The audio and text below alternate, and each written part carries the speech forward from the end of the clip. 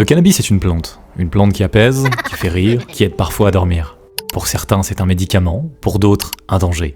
Mais pendant que l'expérience semble simple, ton cerveau, lui, ajuste des milliards de connexions invisibles. Et une question se pose. Que se passe-t-il vraiment à l'intérieur de ta tête quand le THC entre en scène ?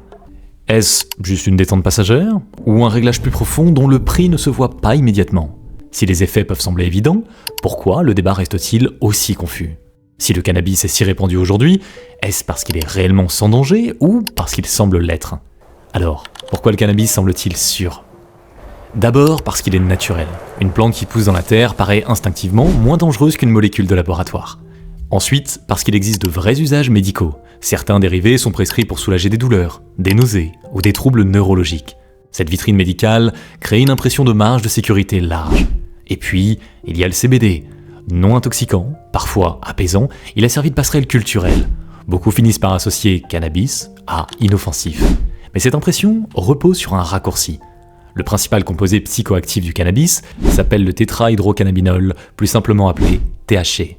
C'est lui qui produit l'état d'euphorie, le height, et son effet dépend largement de sa concentration.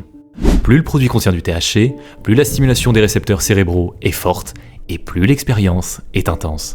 Il cible un système cérébral central impliqué dans la mémoire, l'émotion, la motivation et la prise de décision. Dans la population française adulte, près de la moitié déclarent avoir déjà expérimenté le cannabis au cours de sa vie, et environ 6% l'ont consommé au cours du dernier mois. Parmi eux, environ 3% disent en consommer régulièrement et près de 2% quotidiennement. Cela signifie que des millions de personnes en France ont déjà été exposées à cette substance, parfois de façon répétée. Et ce contexte évolue rapidement. Plusieurs pays et régions en Europe et ailleurs ont légalisé ou décriminalisé le cannabis ces dernières années. Lorsque le cadre légal change, la perception du risque change aussi. Mais la biologie, elle, ne vote pas. Et surtout, le produit d'aujourd'hui n'est plus celui des années 80.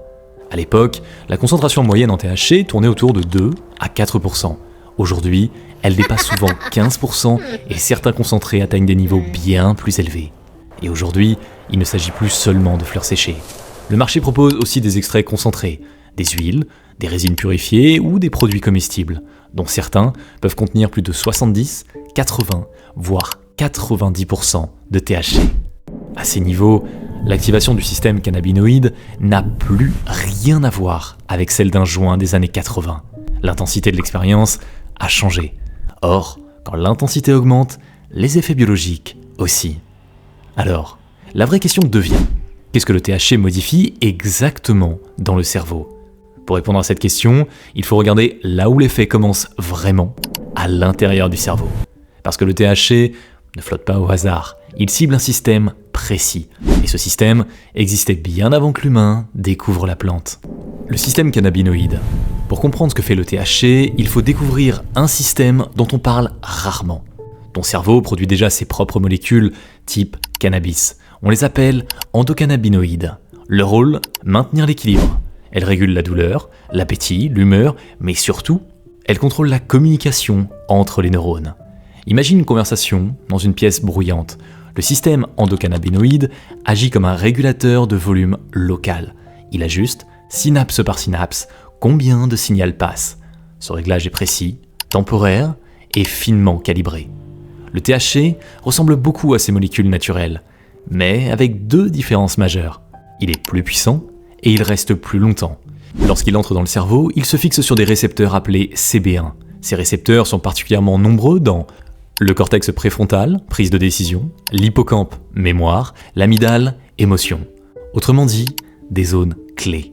Quand le THC active ces récepteurs, il modifie la probabilité qu'un neurone envoie son message. Certaines connexions deviennent moins actives, d'autres changent de rythme. Ce n'est pas un simple effet relaxant, c'est une modification temporaire du réglage de communication du cerveau. Et le cerveau, fidèle à lui-même, ne reste jamais passif. Il s'adapte. Mais que ressent-on concrètement lorsque ce système est modifié ? Pourquoi le temps ralentit-il ? Pourquoi la musique semble-t-elle plus intense ? Et pourquoi, parfois, tout peut soudainement basculer vers l'anxiété ? Les effets immédiats. À court terme, ces modifications produisent des effets très reconnaissables. Beaucoup décrivent une sensation de détente, une diminution des pensées envahissantes, une perception plus intense des sons, des couleurs, dégoût. Pourquoi ? Parce que le THC modifie l'équilibre entre excitation et inhibition dans le cerveau. Certaines régions deviennent moins critiques, d'autres amplifient les sensations. Le temps peut sembler plus lent, les idées paraissent plus profondes, mais en parallèle, l'hippocampe, crucial pour la mémoire, fonctionne moins efficacement. Résultat, on peut suivre une conversation, mais oublier le début de la phrase.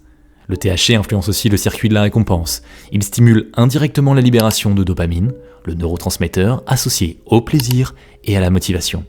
Les activités paraissent plus gratifiantes, la nourriture plus savoureuse, les rires plus faciles. Mais ce sens mécanique peut parfois produire l'effet inverse. Chez certaines personnes, surtout à forte dose, l'amygdale devient plus réactive. Et ce qui devait être relaxant peut se transformer en anxiété, en paranoïa passagère ou en malaise. Le même bouton, deux directions possibles. À court terme, pour la plupart des adultes en bonne santé, ces effets disparaissent en quelques heures. Mais que se passe-t-il lorsque cette stimulation devient régulière ? Un cerveau peut-il rester indifférent à une stimulation répétée ? Ou finit-il toujours par changer ses réglages ? La tolérance. Le cerveau est une machine d'équilibre. Lorsqu'un signal devient trop fort ou trop fréquent, il ajuste. Si le THC active régulièrement les récepteurs CB1, le cerveau réduit leur sensibilité. Certains récepteurs disparaissent temporairement, d'autres répondent moins. Ce phénomène s'appelle la tolérance. La même dose produit alors un effet plus faible. Pour retrouver la sensation initiale, on augmente la quantité ou la fréquence. Mais l'adaptation ne s'arrête pas là. Lorsque la dopamine est stimulée régulièrement par une substance, les plaisirs naturels peuvent paraître plus ternes en comparaison. Ce n'est pas une question de volonté, c'est un recalibrage biologique. Et lorsque la substance disparaît soudainement, le système n'est plus à l'équilibre. Irritabilité, difficulté de sommeil, baisse d'appétit, agitation. Ces symptômes ne sont pas spectaculaires, mais ils sont réels. Heureusement, dans la plupart des cas, le cerveau récupère. Après plusieurs semaines d'abstinence, la densité des récepteurs CB1 revient proche de la normale dans de nombreuses régions. Le système se rééquilibre.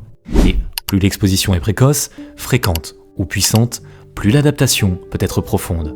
Et parfois, cette adaptation franchit un seuil. À quel moment se sentir bien devient-il simplement se sentir normal ? La dépendance. Pour la plupart des adultes, un usage occasionnel reste modéré. Mais chez une partie des utilisateurs, l'adaptation du cerveau peut glisser vers autre chose. On appelle cela le trouble de l'usage du cannabis. Environ 1 personne sur 10 qui consomme développera une forme de dépendance. Chez les consommateurs quotidiens, ce chiffre peut approcher 1 personne sur 4. Comment cela arrive-t-il ? Progressivement. Au début, la substance procure un effet positif, puis la tolérance s'installe, l'effet diminue, mais l'inconfort en l'absence du produit, lui, augmente. Et le but change. On ne consomme plus pour se sentir mieux, on consomme pour ne pas se sentir mal. Cette transition est subtile. Le cerveau a simplement intégré le THC dans son nouvel équilibre. Lorsqu'on arrête brusquement après un usage régulier, le système doit se réajuster. Cela peut produire irritabilité, troubles du sommeil, rêves intenses, baisse d'appétit, agitation. Ces symptômes apparaissent souvent 24 à 48 heures après l'arrêt, culminent en quelques jours, puis diminuent progressivement. C'est un système biologique qui revient à son réglage d'origine. La bonne nouvelle, dans la majorité des cas, avec le temps, l'équilibre revient. Imagine, quelqu'un qui fume chaque jour depuis plusieurs années. Le réveil sonne, il hésite à se lever, pas parce qu'il est physiquement fatigué, mais parce que la matinée sans THC lui semble vide.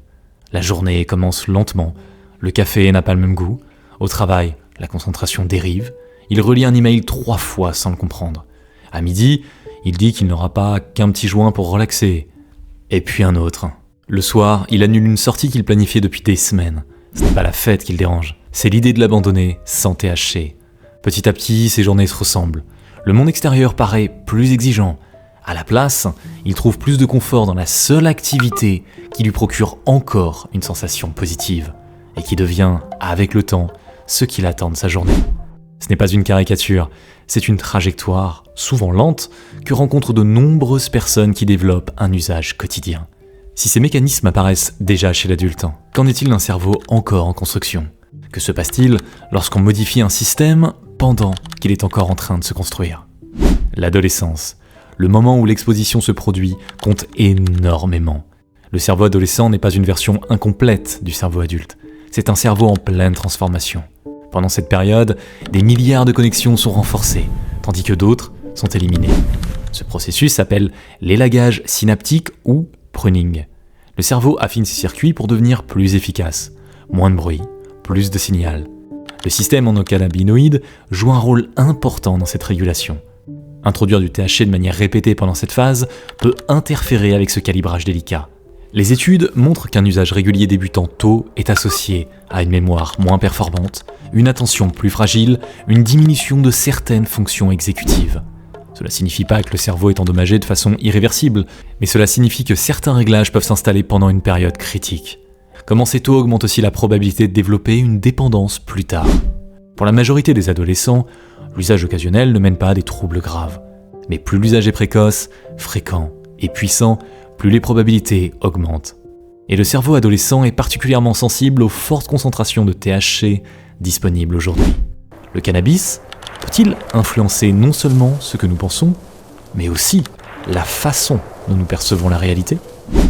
La santé mentale. À long terme, les effets du cannabis ne sont pas identiques pour tout le monde. La majorité des adultes ne développeront ni psychose, ni troubles psychiatriques sévères. Mais les probabilités changent selon le profil et la fréquence d'usage. Commençons par l'anxiété et la dépression. À court terme, le THC peut réduire temporairement le stress.